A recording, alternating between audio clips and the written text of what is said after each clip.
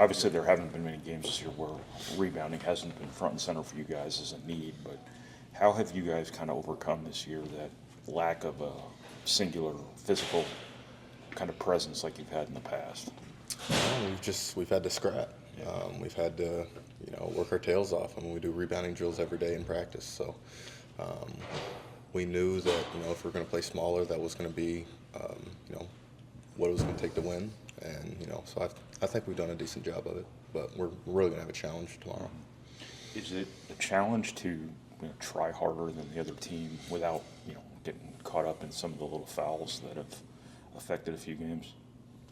Yeah, I mean, it's difficult to be aggressive and do what you can. And, I mean, sometimes rebounding, it doesn't matter how hard you try. Sometimes the ball just doesn't bounce your way. And, when people are bigger and people are faster, it can be difficult sometimes. But that's all you can do. I mean, Coach Penn always says, if we're doing our best, if we're doing, what we're capable of and doing our jobs, then that's all we can ask for.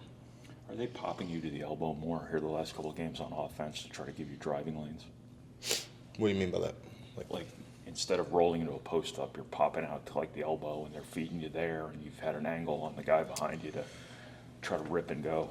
Yeah, I think that's kind of came organically though. To be honest with you, I think teams are trying different coverages, and so I think I'm just trying to read the game and see what I can get out of it. If I can get that guard on me in that kind of nail area, I like that matchup. So.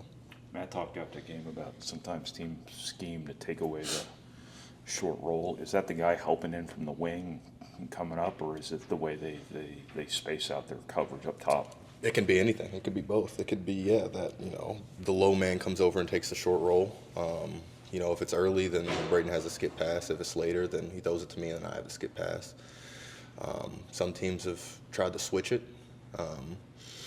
Just the initial ball screen, and so we, don't get that action. There's a bunch of different, teams have gone zone. So I think at this point we've kind of seen everything teams have done, but it's a variety of things. Teams have tried a lot of different things. You had the 2 assists on the threes. I get a hockey assist to CJ where he drove to the middle with his left hand. Is that a read for you, or is that kind of predetermined from the play call? Oh no, that's a read. Those are reads. I don't think I should have gotten the CJ one because typically on a two-man side, he wants me to roll to the basket because there's a lot more help.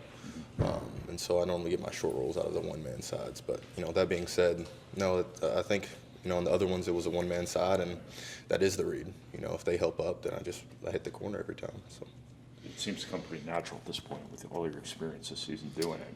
Is that fair to say? No, yeah, 100%. I mean, at this point in the season, I think it's natural for everybody. It's, the guys have done a great job of, depending on who's rolling, if Will comes in the game, he's rolling, he's not short rolling, and so that guy has to fill behind. But the guys have done a great job of knowing that if I'm short rolling, I have to stay corner. So I think it's everybody. Everybody's playing natural at this point. How big of a carrot is the double bye for the Big Ten tournament when you guys go to Illinois this weekend? I think it's a big carrot. I mean, it's you always want the buys as many as you can. It gives us some more rest that we can lock in our first opponent.